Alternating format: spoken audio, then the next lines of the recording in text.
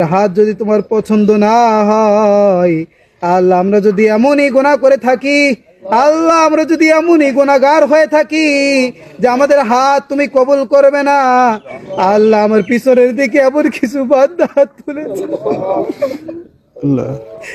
আল্লাহ, যাদের উপরে এখনো গুনাহ লেখা শুরু হয় নাই, আল্লাহ যাদের আমল নামা এখনো গুনাহ মুক্ত, নিষ্পাপ কচি কচি তলি বলে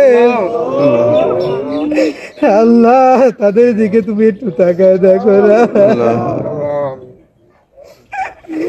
আল্লাহ। আমাদের আমল নামার মধ্যে অনেক গুনাহ হয়ে গেছে, আমরা গুনাহমুক্ত না আল্লাহ। আমাদের সাথে আমাদের জামাতে আমাদের দোয়ার মধ্যে এমন কিছু মাসুম বাচ্চা একত্রিত হয়ে রোদের মধ্যে দাঁড়িয়ে কষ্ট করে তোমার আলিশান দরবারে বৃষ্টির জন্য তাকাচ্ছে আল্লাহ।